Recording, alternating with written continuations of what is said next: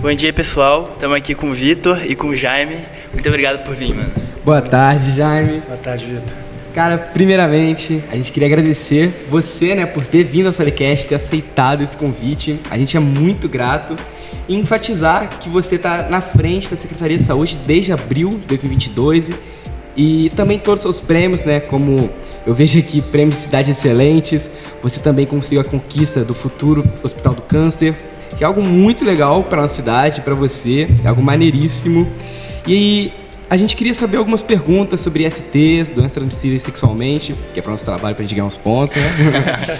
E a primeira pergunta que a gente queria fazer é porque, assim, por que o termo DST não é mais utilizado? Vitor, primeiro, boa tarde, Lucas, um prazer estar aqui com vocês, muito legal, fiquei muito empolgado quando recebi esse convite, é sempre muito bom poder falar com a galera mais jovem. Eu que já passei dos meus 40 anos. Tá conservado. Dá uma saudade imensa dessa época de escola, que é uma época muito, muito, muito legal. Em 2016, alguns termos médicos foram revistos. E assim, para ser bem simples na explicação e para todo mundo entender, há uma diferença entre a infecção e a doença. A doença é a manifestação, né? A manifestação da infecção da pessoa que adquire aquele vírus. E a infecção tem um período de latência, que a gente chama, é onde a pessoa possui o vírus causador daquela doença ou a bactéria causadora daquela doença, mas que ela ainda não se manifesta, né? Pacientes muitas vezes com HIV, eles ficam durante anos e anos infectados pelo vírus, mas não manifestam a doença AIDS. Então esse termo foi revisto para ficar mais correto do ponto de vista técnico. Entendi, cara. Eu sinceramente não fazia ideia disso. Uma informação nova aí. Uma informação sempre muito aumentando os nova. conhecimentos. Mas enfim, cara, não que eu tenha medo, talvez um pouco, mas qual é a IST mais fácil de pegar? Você usa um termo aí, a gente realmente não precisa ter medo. A gente tem que ser muito responsável no que a gente faz em tudo na nossa vida, né? E a vida sexual, ela exige a responsabilidade também. É um momento, né, logicamente de prazer, mas existe uma responsabilidade de todos. As ISTs que são mais facilmente contagiosas são aquelas que são de contato, onde há algum tipo de ferida, no caso da sífilis, da herpes, onde você não precisa, no caso de um ato sexual, ter a penetração em si. Você pode adquirir somente no contato de mucosa com a mucosa, numa ferida. A herpes né? Não é a herpes labial, é diferente, a herpes genital, tá? Entendi. Assim como a herpes labial se pega pelo contato, a herpes genital também pelo simples contato. Então elas são consideradas aí, vamos dizer, mais facilmente adquiridas, entendeu? Já aproveitando o gancho, qual que é a melhor forma de se prevenir para não acontecer de pegar uma IST? A melhor forma é você ter informação sempre, o uso e sem dúvida nenhuma o uso do preservativo, né? A camisinha masculina, a camisinha feminina, sempre usar, independente da questão, mas é meu parceiro há muito tempo, é meu namorado, há muitos anos, eu confio. Não é uma questão de desconfiança. Como a gente diz, uma doença, ela pode ficar aí invisível durante anos e anos. E a pessoa ser transmissora, você se contaminar com a doença, sem que haja qualquer tipo de quebra de confiança, nem nada disso.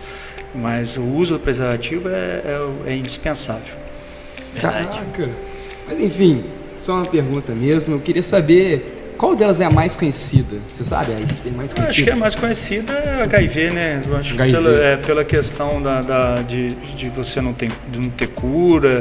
Acho que é a doença que talvez mais assuste assim, as pessoas, e por conta disso ela seja mais difundida, vamos dizer. Tem até um nome bonito, um nome de doença, de maga, assim. E ela é bem espalhada pela mídia, né? Que mais aparece. Sim, é uma doença que tem todo um estigma, né? As pessoas, infelizmente, os portadores de HIV ainda sofrem muito preconceito, né? Apesar de ser uma doença que é totalmente controlável, tratável. O paciente que faz um acompanhamento correto, faz uso das medicações, ele tem sua vida completamente normal. Alguns casos, a quantidade de vírus circulantes desses pacientes no corpo dele é tão baixa devido ao uso das medicações que muitas das vezes ele nem transmite, nem é capaz de transmitir essa doença para os outros. Caraca. Né? Mas isso não é uma aposta que você deve fazer. Né? É um bom jogo. O uso do preservativo sempre deve ser considerado, mas sem dúvida nenhuma o HIV é a doença que mais se fala. Você falou que é tratável, né? Eu queria saber onde que você pode fazer o tratamento de HIV, de sífilis, hepatite A e B, B e C.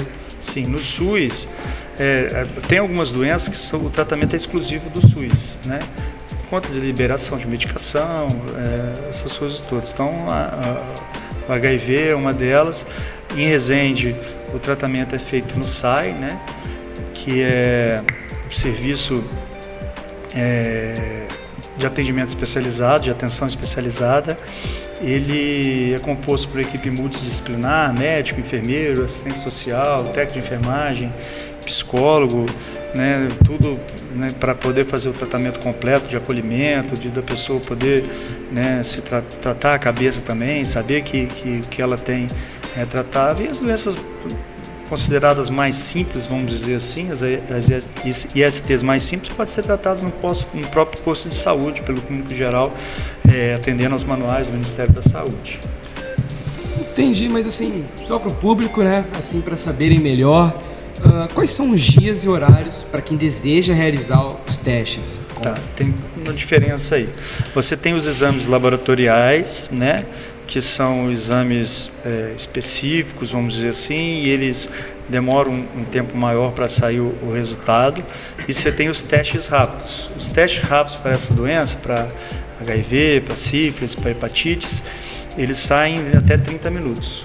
Esses exames são feitos nos postos de saúde, né, com agendamento lá de acordo com o posto de saúde.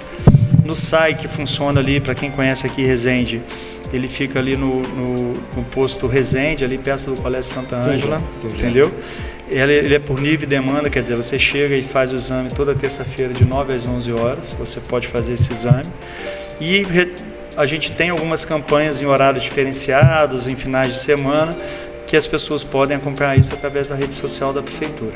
E precisa do encaminhamento do SUS? O teste rápido não. O teste rápido qualquer pessoa pode fazer. Na verdade, se você pode ir até numa farmácia, num laboratório, né, pagando e fazer por conta própria, ou fazer nesse caso que eu falei, nos postos de saúde. Às vezes a gente faz esses testes na própria feira de domingo, tem algumas ações.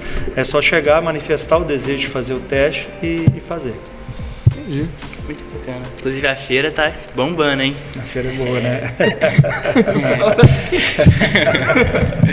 Eu gosto muito. Todo domingo eu tô lá. Bom, hein? Uma dúvida que eu tenho é se uma gestante ela está contaminada com ST, ela pode transmitir isso pro seu bebê? Pode. Isso aí é o que a gente chama de transmissão vertical, né? Transmissão da mãe para o filho. Isso pode se dar antes do parto, no momento do parto e após o parto, através do aleitamento. Nossa, né? Graças a Deus a gente tem mecanismo para... Graças a Deus e a ciência, a gente tem mecanismo para poder prevenir, para poder bloquear esse contágio. Em Resende, desde 2008, se eu não me engano, a gente não notificou, a gente não contabilizou nenhuma transmissão vertical.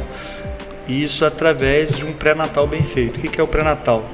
A mulher, quando descobre a gravidez, ela tem que fazer a sua rotina, as suas consultas de acompanhamento da gravidez.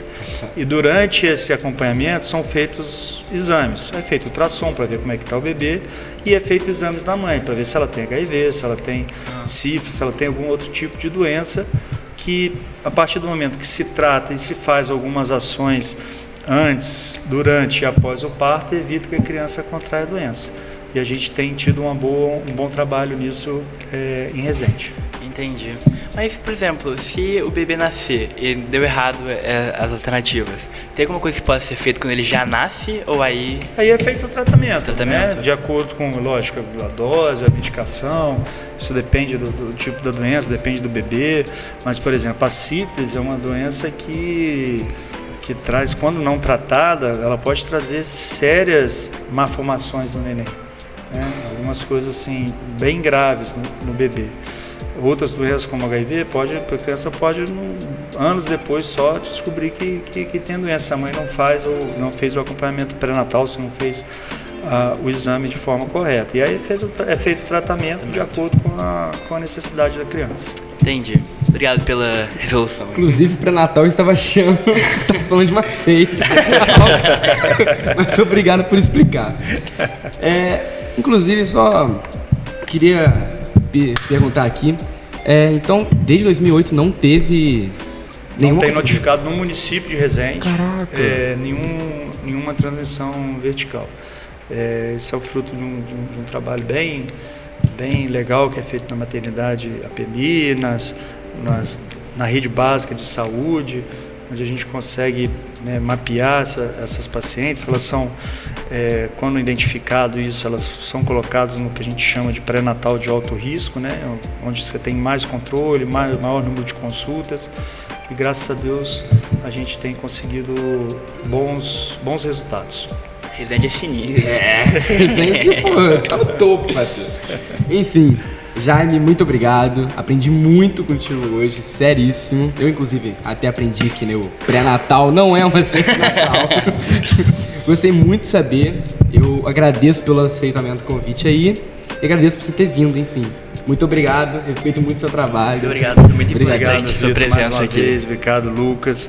Lembrando, assim, se eu pudesse dar algum recado para vocês nesse momento, é essa questão de muita responsabilidade Lucas, com a vida de vocês, com a vida das outras pessoas, porque isso não só envolve vocês, isso envolve o possível parceiro ou parceira, isso envolve o pai, a mãe, tudo, né? Então a gente não pode brincar, e não é usar a camisinha somente para não ter filho, não ter a gravidez. É uma das funções dela, mas a função primordial também é evitar as doenças. Não sei se vocês não perguntaram, mas eu gostaria de falar sobre a questão seguinte. Hoje, em Resende, a gente tem isso também. Há uma estratégia que chama PEP. O que é isso? Você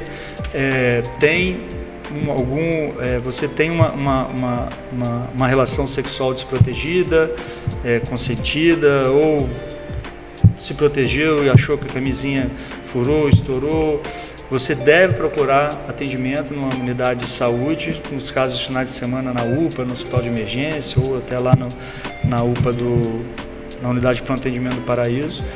E durante 28 dias você recebe uma medicação que é semelhante à medicação usada no tratamento de AIDS. Isso é feito para prevenir que você desenvolva a doença, não é garantia. Então, lembrando sempre, não